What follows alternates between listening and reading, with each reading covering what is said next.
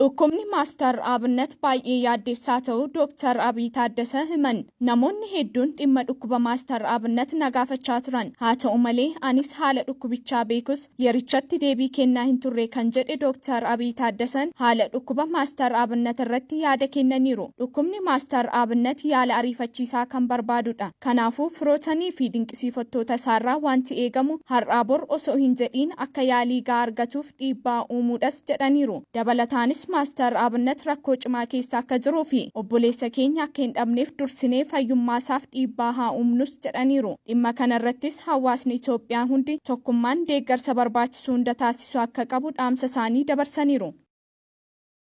Dhukkubni Maaster Abnet baay'ee yaaddeessaa ta'uu Dr. Abiy Taaddasee himan. Namoonni hedduun dhimma dhukkuba Maaster Abnet nagaafachaa turan. Haa ta'u malee anis haala dhukkubichaa beekus yerichatti deebii kennaa hin turre kan jedhe Dr. Abiy Taaddaseen haala dhukkuba Maaster Abnet irratti yaada kennaniiru. Dhukkubni Maaster Abnet yaala ariifachiisaa kan barbaadudha. Kanaafuu firootanii fi dinqisiifattoota isaarraa wanti eegamu har'aa bor osoo hin jedhiin akka yaalii gahaa argatuuf dhiibbaa uumuudhas jedhaniiru. Dabalataanis Maaster Abnet rakkoo cimaa keessa akka jiruu fi obboleessa keenya akka hin dhabneef dursinee fayyummaasaaf dhiibbaa haa uumnus jedhaniiru. Dhimma kanarrattis hawaasni Itoophiyaa hundi tokkummaan deeggarsa barbaachisu hunda taasisuu akka qabu dhaamsa isaanii dabarsaniiru.